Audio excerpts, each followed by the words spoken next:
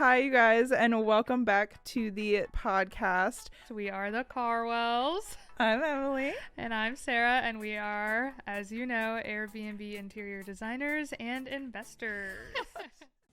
All right, well, welcome back, everyone, to the Catch Up with the Carwells podcast. Today, I am solo without Emily.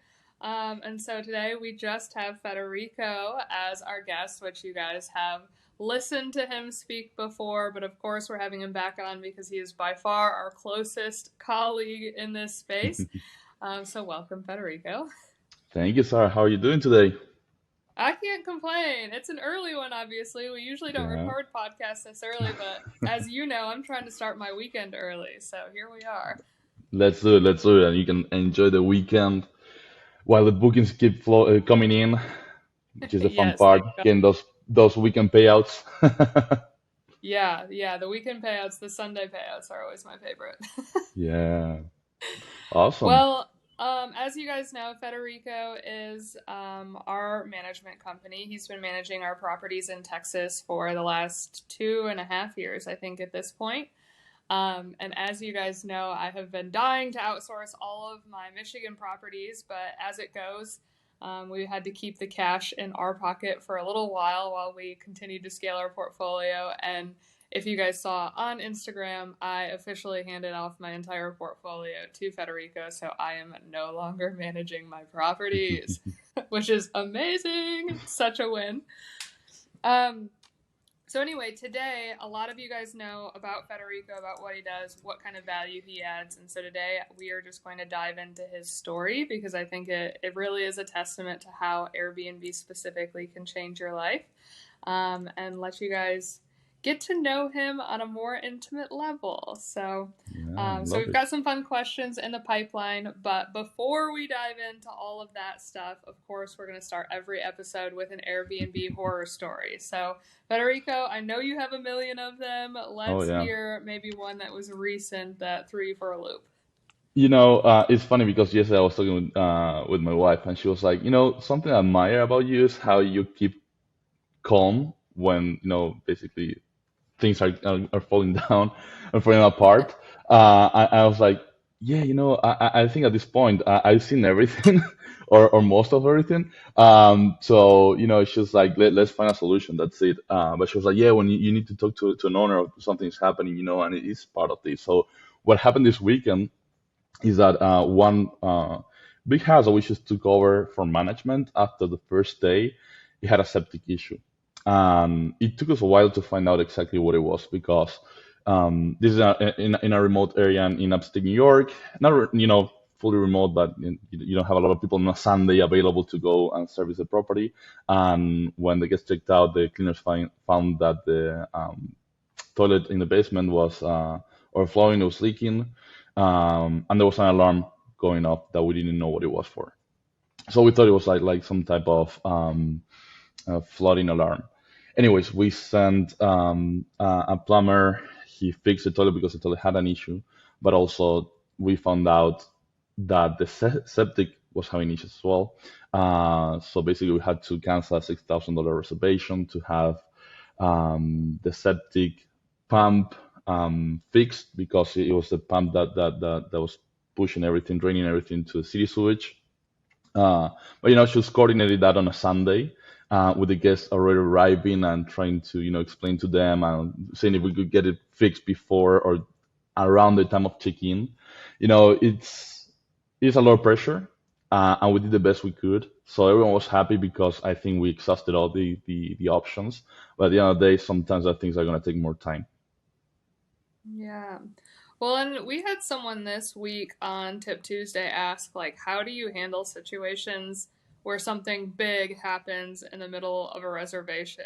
And I mean, that's the reality, right? Is that sometimes you can't handle it before the next guest arrives. You are going to have situations where you have to let a big reservation go and refund them because of something dramatic that happens in your house, like septic.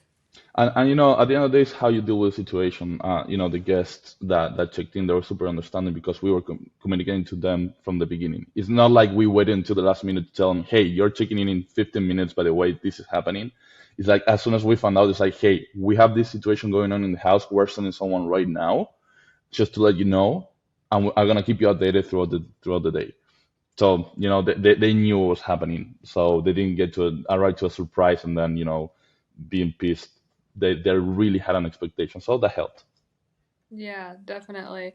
And those septic systems, I tell you what, I mean, for our listeners, you may have seen this portion of our journey this year in one of our properties where we had a septic system that just started backing up. And we had a cleaner that told us that it smelled like sewage around our property. And so we had it looked at, and 3 out of the 5 drain lines on our septic system were filled with roots.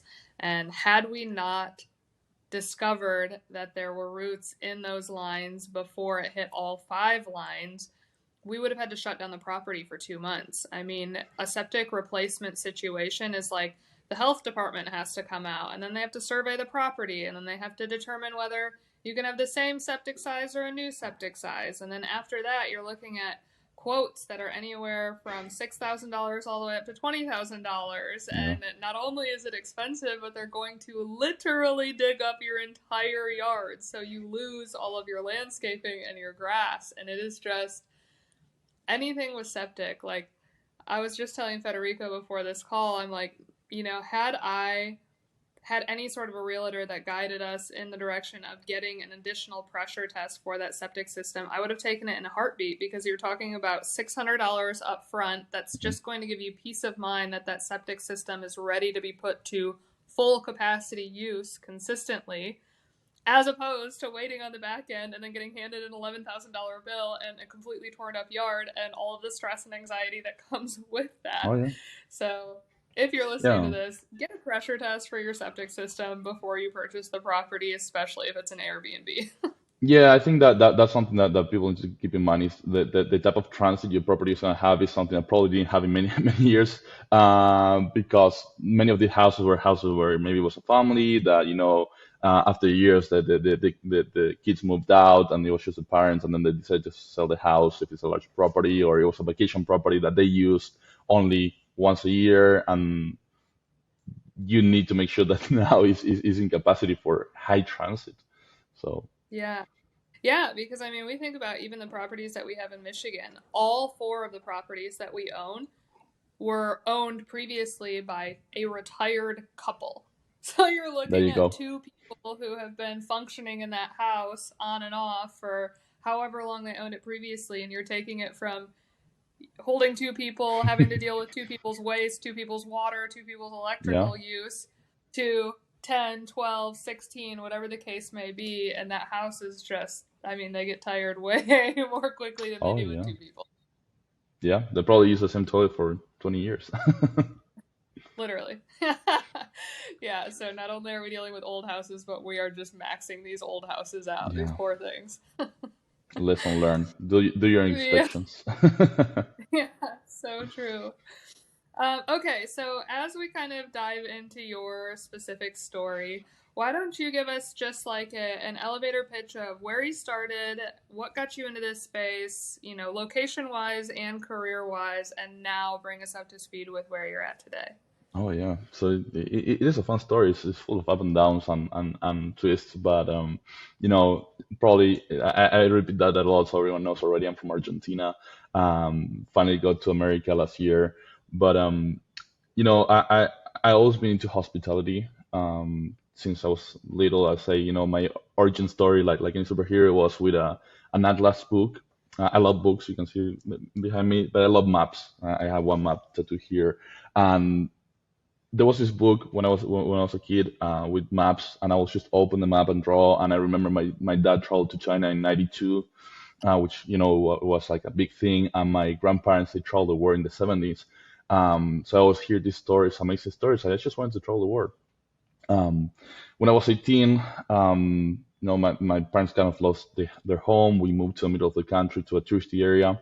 I started working with tourism. 2 years later, I moved back to the capital city, to Buenos Aires, and got a job at one of the big airlines from the United States. Working in Argentina, but traveling the world doing training for the reservation offices. all around the world, and also got the travel benefits and got to, finally experience my dream to travel the world and go to over 60 countries, over 1 million miles, experience everything, and sleeping everywhere, which that was the fun part, right? I think I got really, really soaked with hospitality from different parts of the world, but also from staying in high-end hotels from work, and then the next day finishing my work assignment and going to the shittiest hostel, sleeping with 20 people in a room, right? And then flying back in first class, and that was really fun, all the contrast. But yeah, I mean, I love that job, and I thought that would be my career. But then after 10 years, I realized that I was stuck. I think one of the biggest disappointments was that I wanted to move to the US, and there was people interested in taking me to the US. I was awarded one of the big prize recognitions they had in the company, which is called the Chairman Award, and they flew me with another 100 people to have dinner with the CEO. I was making big steps, but sometime when they wanted to bring me to America, because I didn't have my college degree, it was like, well, we can't justify your visa, so it won't be possible. And that's when I realized, okay, maybe this whole idea of building this corporate career and retiring in this company, the way that I want to do it, may not be possible, because in Argentina there were like 4 or 5 positions, and I cannot keep growing. And that was a shock. That was a moment where it's like, okay, what's next? And shortly after, and it was right before COVID, so COVID was March 2020. This is what, by the end of 2019, we did a end of the year vacation. I took a bunch of books, and that was the first time I started reading about entrepreneurship. I read about, Poor Dad, Rich Dad, which may be a cliche, but it really opens your mind about, having control on your finances and your future. And that was eye-opening, right? So at the same time, by then, I already listed one of my rooms, my spare room in my apartment in Buenos Aires, which is in a very touristy area for people to book on Airbnb. So I had like 3 people staying few months before, so I was already, kind of familiar with Airbnb. And I had my very good friend Steve, who, we've been in touch for many years through that company. We just got connected through the intranet, and he wanted to build kind of like a couch surfing for employees when we get stuck in airports flying standby. So, everything was related to this idea of hospitality always. Then during COVID, from traveling the world and training people, I moved to Zoom, and that was horrible for me. Just being 8 hours teaching in Zoom for people that were not interested, and I didn't know if they were paying attention. They didn't have cameras, so that was really hard. And I loved teaching so much, so that was a bit frustrating for me. And then people reach out to me, connections through Steve, like, hey, do you want to manage my Airbnb account? And that's when I got started. And I started as a BA, just earning like $7 an hour. But in Argentina, given the economic situation, because there's 100% inflation every year and the currency is so devaluated, that's a lot of money over there. I was like, yeah, sure. So I got my hands into some accounts that were doing arbitrages for timeshare. So these were accounts with 500 listings, 300 listings that were having their calendars updated manually, and there was a lot of manual work. And I started to optimize everything, automate everything, doing the pricing, and I really got super, super, super engaged with this whole Airbnb thing. It's like, yeah, this is super interesting. I mean, and you can take a place that you don't own and make money out of this by marketing yourself. So I handled that for a couple of months, and then Steve was like, okay, we should do something together. And he was like, hey, I have a friend here, Sarah. She found a building in Forward that there's a unit that we can pick up, and she's going to design it. And do you want to do something together? I was like, yeah, let's do it. And that was our first unit that we did together. That was the Urban Cowboy in Forward. And that was a blast. I mean, it did so well. And from there, we started scaling that management company that we created. So we went from 1 to 2, scaling. It's like, okay, this is a totally different thing. We have 2 units and to 4. Started scaling, and people started to reach out, things, through you and other contacts, like, hey, we heard that you're doing a good job and you know what you're doing. Would you like to manage my Airbnb? Like, yeah, let's do it. So that's how we started growing. So word of mouth, we grew to 75 units. I was doing everything from Argentina, really wanted to move, and luckily, my wife happens to have an American passport through her mom. So she's Argentina. I would say she's American. She's Argentinian, but her mom is American, so she's American because of that. So we applied for the visa. Took 2 years, but finally, last year I was able to move in November to America. Got here, with all this pressure of, okay, I'm in America. I need to do everything I was planning to do for so many years, right? It's like, okay, now I need to take advantage of the American dream and buy property and grow my business. So that I got a little bit stressed, which is when we met for my birthday. I told you, it's like I need to do so many things. Sorry, my cat is doing some noise, but That's okay. by then it's like, okay, I'm here. I have investors. I want to buy property. I have the contacts. What do I do? So we bought our first property. I already have properties with Steve, but I bought my first property with my father-in-law, which is a property I'm now that we're turning into a short-term rental. We made that happen. Again, we grew our management company to 75 units, and then, we decided it was time for me to grow something new, which is what I'm doing now, which is a new management company that is focused on unique experiences and really hospitality, centered on hospitality. At the beginning, I was saying like luxury properties. It's not just luxury properties. It's like any property that is focused on providing a hospitality experience and not just a real estate investor that got their hands on a short-term rental because debt was cheap and they don't know what to do with the property. So that's a little bit of my Right. story. Well, I've obviously heard it and got to see it firsthand as it's happened, but every single time I hear it, I feel equally as inspired by it all over again. I think, one of the things that inspires me the most about the story is how your desire to be in the US was a driving factor for most of it, right? Yeah. For 15 plus years. I mean, you wanted to get to the US through the airline, you worked there 10 years, you realized that was going to be a dead end, and still that was the overall goal. Like, you were willing to leave the career that you enjoyed but didn't allow you to get into the US for something that allowed you to get into the US. And as an American born and raised in the US, of course, the narrative around the American dream has changed so much. And there's so many Americans that don't see America as a place that you can have an American dream anymore.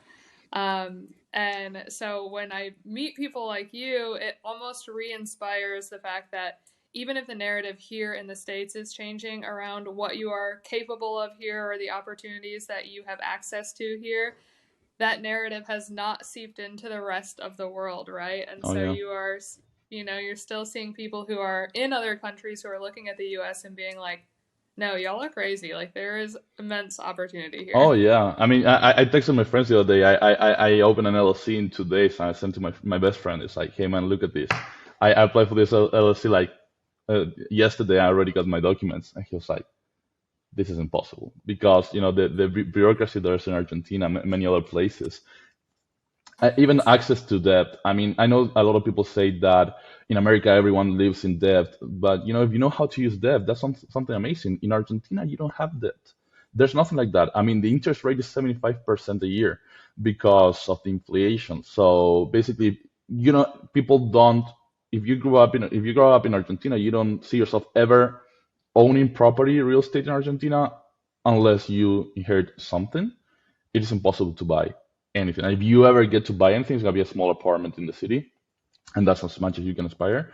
When we were lucky to buy, thanks to our families, to buy our condo in Buenos Aires, when we did the transaction, we had to take all the money in cash, and sit in the table, the buyer and the seller, and count the $100 bills like in a Narcos episode. And it's like, yeah, we're doing like some type of fishy transaction. I know that's how you do it. So you really have thousands and thousands of dollars in bags to purchase a house over there. So I understand that if you were born and raised in America and it's the best that you know, so you are always gonna see like what can be improved and you're gonna see the negative side of things. But when you're coming from a different background where you understand how challenging doing businesses is, what having the second highest tax pressure in the world looks like, where most of the money that you make goes to the state. Um, Coming here is paradise, honestly, and especially if you have that entrepreneurship spirit, is like you can make things happen. And that's what I love, and that's what I hear everyone saying. It's like if you go to America and you really work, you're gonna make it. And that's what I love about this country, because if you're hardworking people, you'll make it. Yeah, yeah, absolutely. And I think, we talk about this with John and with our mentees often is hard work isn't the only portion of it, right? I Hmm. mean, you have to be a hard worker, but you have to also be in the right Oh vehicle. yeah, And so for you to come to the States and be in the vehicle of real estate, of course, short-term rentals specifically, I mean, that little nugget in addition to you getting to the States to just live out your dream is such a huge advantage because of the fact that we do not have to purchase real estate by actually laying out all of the cash for yeah, the property.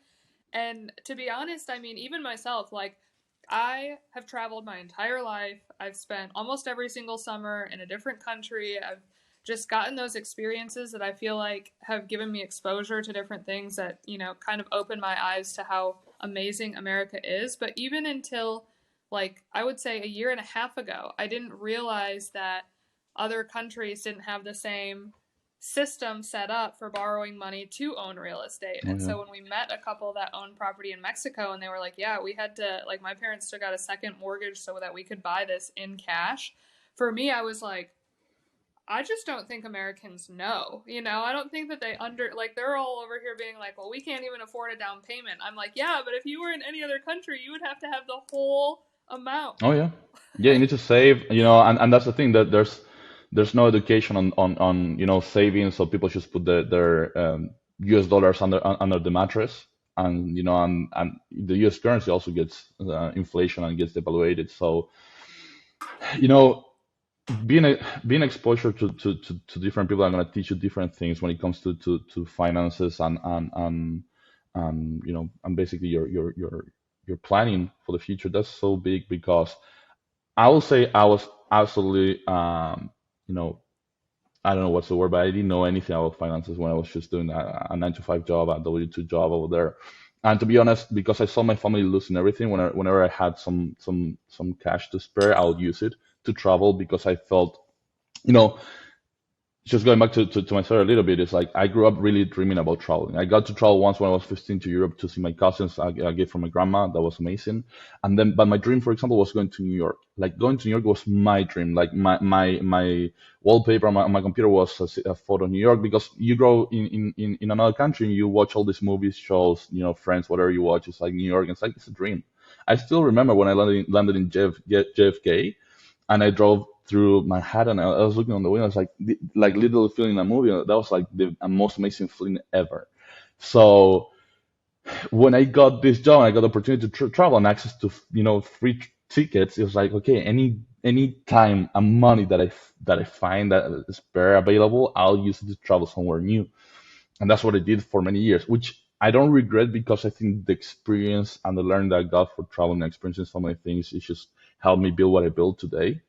But by then, I wasn't planning for any future. I was like, okay, let's see what happens. I mean, I don't have anything planned for the future.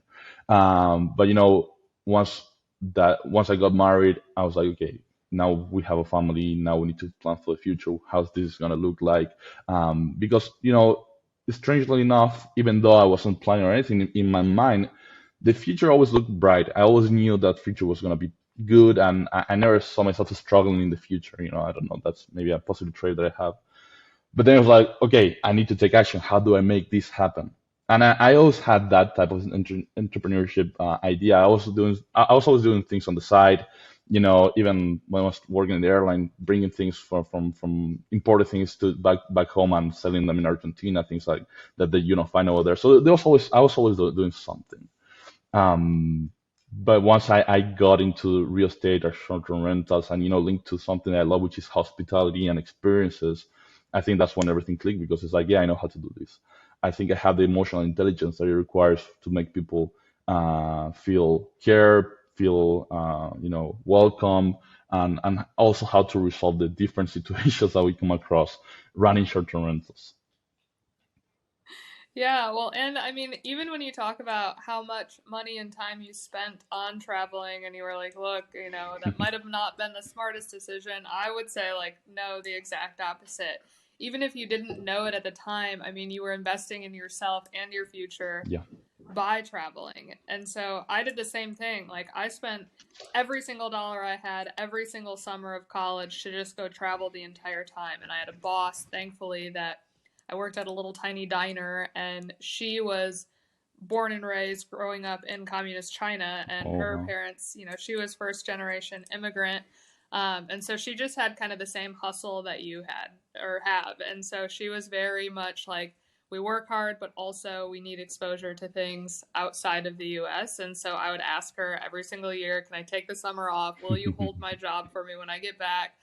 And she always would. And so I would get to go and I would get to spend the entire amount that I earned all year in college going and traveling abroad. But I don't see that time as wasted either. Like, I could have maybe been starting my entrepreneurial journey earlier, but no way. Like, I needed that exposure. I needed my brain and my eyes just to be opened up to having a better understanding of how the world works. And that it's funny that you mentioned, starting earlier. Yeah, I think the same way. Is like, okay, in these past years, I could have done so many things, but at the same time, it's like I think everything has a timing, and when you get that knowledge to start something, the outcome is gonna be different. I think I wasn't ready before to do what I did when I was ready to do it.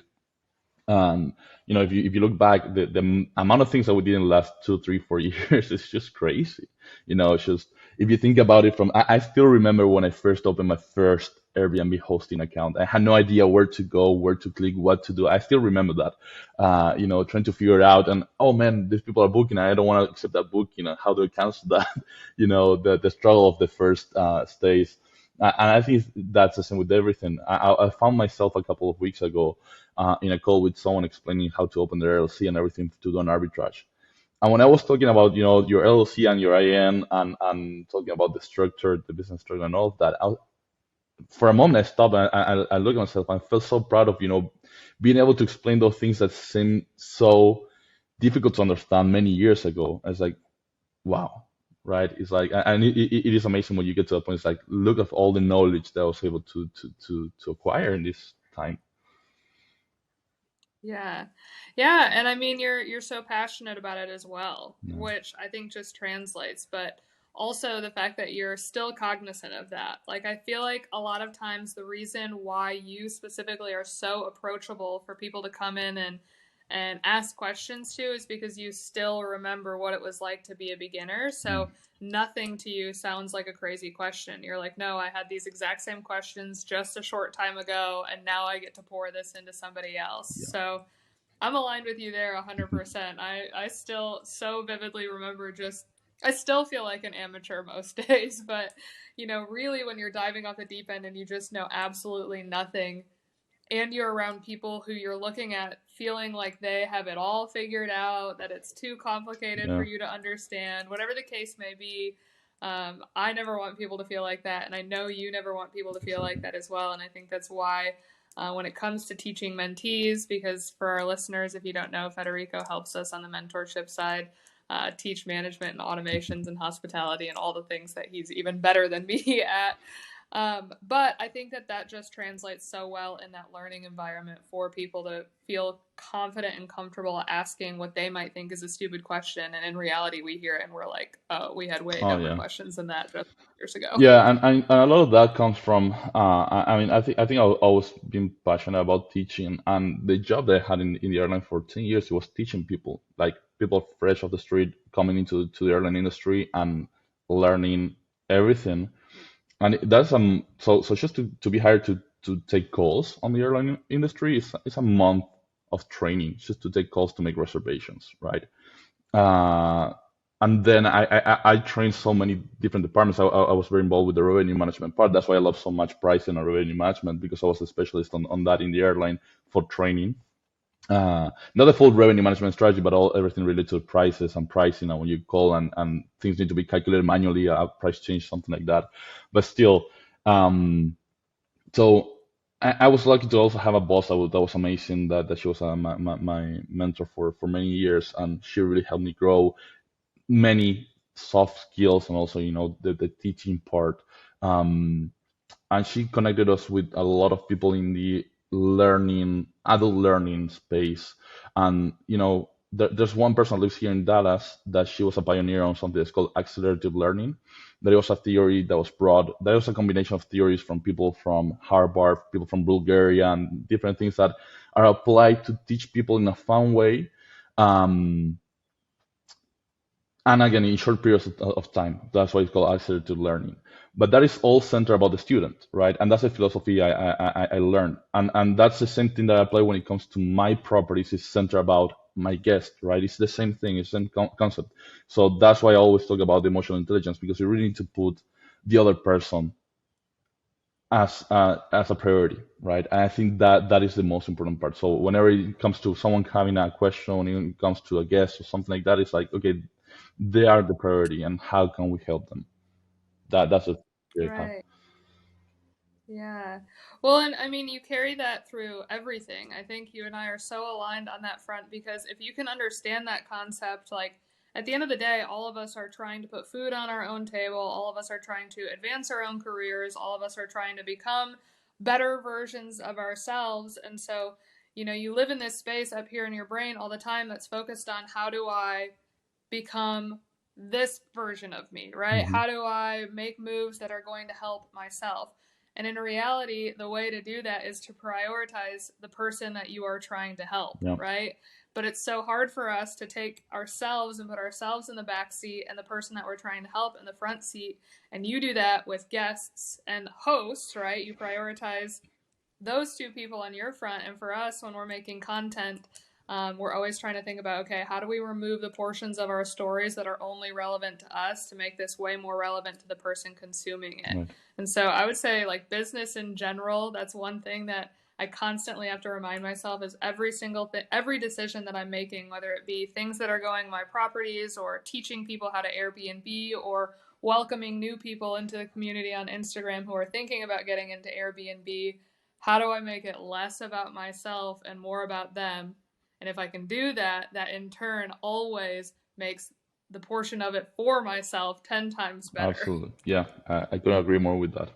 That it's all about. Yeah. I think that that's something I used to say when I started traveling. I realized of something, and I think that's something that really stayed with me throughout my life. It's if you think about every trip that you made, you probably don't remember just about the place. You remember who you were with and the experiences that you got. And I got to meet so many amazing people during my travels. So many friends. I know people in every country. I've met people by coincidence in another country that I met in another country, right? In my wedding, I had people coming all over the world. And and when you realize of that, it's all about the people. So really, when it comes to business, when it comes to it's all about the people, because you're not alone. You're not doing any of this alone. Otherwise, I mean, I know a lot of this it comes part of your personality and your skills, and that's why it's also good to realize that if you are not a people's person, maybe either the industry not for yourself, or maybe you need to find someone that's going to help you being taking care of that part is not your strength, right? I think if and I mentioned this many times, if you do not, your strength is not dealing with people, that's when you really need to find a management company or a co-host, for example, that can provide that value. Not just to try and do so myself, it's just the reality. You're gonna have a really bad time, and I've seen that firsthand with some clients. Yeah. Well, and I think on the management side of things too, a big issue is that I think management companies come in thinking that this is something that they're going to be able to set up and forget also. Hmm. And I think that they've got this mentality that like, oh, we're dealing with like boomers or whoever who can't figure out how to set up these automations. So our job is just to set up these automations for them and then kind of put it to the side and collect a portion on top of it. And that's as good as we can Yeah. do. And obviously, as you and I both know, that is the furthest thing from reality, right? Hmm. Like if that were the case and if that's the position that you want, then be a VA who does that for a hospitality company who's going to handle the rest of Right. it. No, absolutely. That's one of the reasons why I started these new management companies, because I really wanted to be focusing on properties where I can provide that value when it comes to hospitality. And it's something that I felt is that some of the type of properties I was managing before, or some of the type of clients I was working with, didn't give me the freedom to do that. So I'll say my job as a hospitality management manager is 50% dealing with guests, 50% dealing with problems at the properties. So it's a lot of maintenance issues that we're dealing with, and trying to resolve and trying to troubleshoot and trying to prevent. That's a big part of it, trying to prevent all of that. But the other part is dealing with people, and if you don't understand what people are experiencing when they come to the properties, you're gonna fail. Yeah, and we were talking about Orange County like the other day. I was telling you what were my views about what the person booking is experiencing. For example, you're dealing with a property that hosts 16 people. The one person booking is the person in charge for the experience of another 15 people, right? That's a lot of pressure. They want everything to go perfect. So if the smallest thing doesn't go perfect, they're gonna reach out to us immediately because something is failing. And my other 15 people that are spending their 2-week vacation to the place I tell them to come are gonna have a bad time. That is a lot of pressure. I was in charge of, booking for my group of friends once, and it didn't go well because it was the World Cup and everything was oversold, and they didn't like the place, and I felt awful. So the expectations are really high when it comes to people using their vacation time. So that's what you're dealing with. It's Yeah. You're dealing with people's time, and that's one of the well, it's the most valuable thing that people have. Yeah, absolutely. So you mentioned, I'm starting a new management company. I want to dig into Yeah, that a little bit because that's been a really exciting shift in your journey, which of course pours into my journey. So I'm excited for it as well because I think that this is you figuring out even more specifically what you want to do. And of course, when you get into entrepreneurship, you hear everyone be like, the money is in the niches, like figure out what your niche is and really double down on it. And for a long period of time, like you just don't understand what that niche is going to be. You kind of cast a wider net, you taste a lot of different things, and then you figure out what you do and you don't like. So, will you talk through with our listeners why you decided to start a new management company, and then more specifically, who is your ideal clientele? Like, who are you trying to service now, and how is that different from who you were servicing yeah, I before? love it. Yeah, absolutely. So basically, I felt that I got to a point where, first of all, we created the management company with my partner Steve. I still own that management company, but I'm just, kind of like providing consulting for them just to make sure everything's going in the right direction, and everything's in good terms. But we had different visions because I think I still want to keep growing the company, and I don't want something that is large. I want something that is very focused on the experience and working with people that want to provide that experience through design and through hospitality. So, um, you know, ideally, I want to be focused on how I can make the experience and the stay of this person coming even better. And instead of that, I was dealing with, some properties that had a lot of issues and clients that thought that every guest was a problem that were there to damage the property, and that's not what I wanted, right? Because again, when you're starting a company, sometimes, and that's things that you learn. Because again, we really started like rookies, and we're like, yeah, if the person needs management, we're gonna do it because we need clients. But now it's like, okay, I felt that at some point I was even disservicing some of my best properties and clients just because I was so focused on dealing with the problems that I was not taking the time to provide the type of concierge service I wanted to do for those amazing properties. So I said, okay, we got to the point where this is not going to end well because we're not servicing properly who we should be servicing, and we're dealing with a lot of problems. There's still value on handling the other type of properties. There's still something, there's a market for that, but that's not what I want to do. It's not my passion. I mean, I was getting very stressed. I was getting like some moments that it would ruin my day. Just getting messages like things like, why are we sending a pool person to clean a pool that was dirty because the pump was broken, and stuff like that. I was ruining my day, honestly. And it's like I just want to work with people that are gonna give me the freedom to make sure everything is perfect, and that they understand that every penny that I spend in the guest experience and the guest journey is gonna come back through positive reviews and more bookings in the future. So that's the reason why. And now I'm working with people that are focused on the experience, either through a unique stay or a property that can provide some type of experience that is going to create memories. Basically, I want people to be able to create memories in my properties. So it's not that I'm just gonna say I'm just gonna manage lake houses in Michigan. It can be an apartment if it's designed amazingly nice for people to choose the apartment just because of the apartment and not just because it was the only place available for this weekend. So if that makes Right. sense. Yeah, and I think, when you and I had the conversation about you starting something new, or even before you decided to start something new, when you were talking through some of your existing clients, you said one specific sentence to me that I was like, aha, brilliant.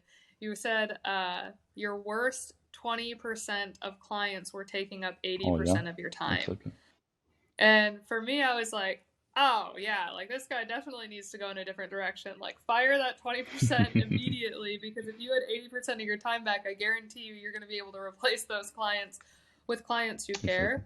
Um, and for you and I know that a big reason why we work so well is because I do not want to enter your wheelhouse at all. Like, I don't care if you make mistakes. Like, I've had several conversations with other hosts who have had bad experiences with management companies, just like I have. And so they feel like they have to have their hands in it to a certain extent. And the reality is when you get a good manager, you have to keep your hands out of it, because just like you and I have talked about in several case scenarios, it's like when something is happening that would require some level of anxiety or panic, one, you're more emotionally equipped to handle that because you've got this callus built up from how many chaotic situations you've already had to go through. But that host does not have that same callus, because in theory they have not managed as long as you have and as many properties as you have. But they do care about their Yeah. property. But even so, even if they think they're doing the right thing by stepping in and trying to help and trying to get involved in however your system already works, it's going to put a wrench in that overall wheel. And so for you, I know that when I'm talking to people about potentially hiring you for management, I always try and set that expectation of like, one, you need to be plugged in to the extent that he needs you to be plugged in. So if we need new linens, if we need new coffee, if we need new photos, whatever the case may be, your answer should be yes. Yeah. And then beyond that, keep your hands out of it. Like, just trust that he will do what he's going to do.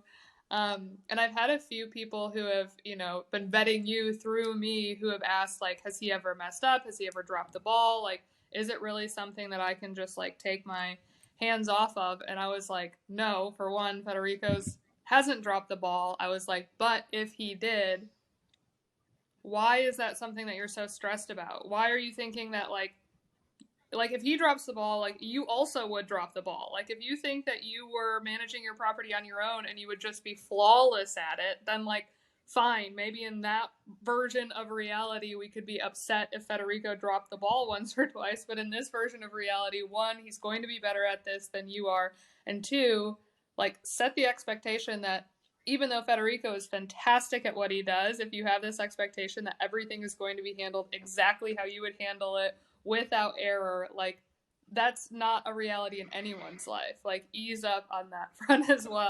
So It is a business where so many things can go wrong and will go wrong. So it comes down to how you handle every situation. And at the end of the day, something I'm very proud of to say is like, at least we're gonna take ownership of anything, and I'll reach out and tell you. And in the beginning, for most of my clients, when I think something I'm good at is understanding where my clients coming from.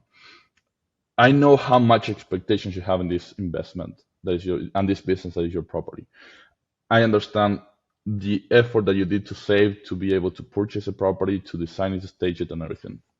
And all the, just, and you should finish with this.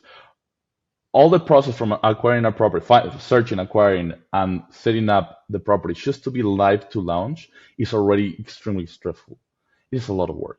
And you're just thinking on when I'm gonna start making money, to recoup all the expenses I have. You just put a lot of money into a down payment and furnishing and design and fixing renovations. So you already have all of that in your backpack, right? It's a lot of weight. And then you expect all the bookings to roll in and everything to go perfect. And there are gonna be a lot of situations. So especially in the beginning, I reach out and explain how I'm gonna manage when I see something happening. Like yesterday, when a new client, we had a person saying, "Hey, my daughter got COVID. We can't travel." And I know some people say, well, let's let them reschedule or let's let them cancel. Every time I say, hey, this is what I'm gonna do. I just want to make sure we're on the same page, right? And explain why I do the way that I do things. I think that managing so many properties gave me a lot of experience to understand how to deal with certain situations that tend to repeat. And she explained, this is what I'm gonna do. Just want to make sure that you're comfortable. I'm not gonna allow a cancellation because at this point people should get travel insurance. If they didn't, it's up to them. Um, and they were like, yeah, that's perfect. Whatever you think is best, But that's I love that they trust my decision. And they were like, well, okay, I'm gonna stay home and my family's gonna go. And yeah, perfect. There was a solution, right? We don't need to just give money away or be leaning on cancellation policies if airlines are not and hotels are not. Um, but having that type of trust from my clients is very important for me. I understand the pressure that they have and the expectations that they have. At the same time, I want them to know that I know how to handle a lot of situations, and a lot of situations I may need to run it through them just because it's going to be financial decisions that I need to make when it comes to fixing something, replacing something. But my suggestions always come from a place where I look at the ROI and I try to see how any decision that we make is going to impact in the future, not just this reservation, this moment. It's like, okay, if you do this in the future, your property is going to perform better and you're going to have more bookings. Right, 1000%. And I think, when you talk about feeling the responsibility or understanding the responsibility to, build that trust up with the host that you're working with, I think that is such a vital step, because I know that I've been in several situations with other experts in the space that maybe aren't management specific, but have a ton of experience like you do in their wheelhouse, right? And if I bring them into a new client, I've seen so many times the issue be not that I'm not bringing, connecting two people that would work well together, but someone in the group comes with an ego as if they don't have to build that trust up with the new Mm-hmm. client because they have all of this, giant record of wins. And the reality is, just because you have this giant record of wins and all of this experience and you are an expert in your space, that doesn't mean that you still have to prioritize developing that trust with your new client. And so for you, I knew that I could trust you right away. I feel like it was a very easy transition for us to just hand the properties over. But even the difference in the way that you show my parents patience, because for our listeners, Federico also manages a property that my parents own, is different than how we communicate. And so you'll meet my mom, who is much slower with technology, with another level of grace that you don't even have to extend to me. And so I just think that makes you such a pleasure to work with, even on top of all of the skill set that you have. It's just the soft skill of relationship development specifically. No, thank you for that. It's nice to hear those things. Sometimes the entrepreneurship path can be very lonely. So it's not like when you're in a company where they're gonna give you a 5-star something, pat in the back from your boss. So that your peers and your clients share that feedback is really nice to hear. And everything comes from out of love. I think that's the thing. I love what I do. I love the people that I work with. I enjoy it, and again, I just wanna put everyone as a priority so they feel that they can receive that. I think everyone has a journey. Everyone comes from everyone has a lot of weight in their backpack. So it's like getting to know so many amazing people and work with them and getting to know them. I feel like I'm the one that is winning at the end of the day because I learn so much for the people that I work with, and that's what I love. Yeah, absolutely. Well, for our listeners, now you got to hear more of Federico's story, where he came from, how he ended up partnering with us and growing alongside us as well. So, of course, in this episode, we really didn't talk about the nitty-gritty details of why you are an expert in what you're an expert in, but we've got several YouTube videos with him where you guys can go back and reference. But truly, if you are looking for a management company, first and foremost, please do not come to Federico if you're not a great host to work with. but if you are a host who listens to the way we operate our Airbnbs and resonates with it and sees that we are prioritizing offering a great experience and we are putting the guest first, and you want that level of hospitality extended to your guests. I know a lot of hosts in this space who self-manage right now just do not think that it's possible to hand their property off that has a lot of moving parts and does have a high level of hospitality. They don't think that they can find a management company that will do it the same way that they do it. So if that is you and you are listening to this episode and you are trying to find a management company who will not only increase your overall profit, but give you the level of experience that you give your guests currently, I say this with so much confidence. Please reach out to Federico. He has a huge talent for that. So we are super lucky to have him on our team Thank as you. well.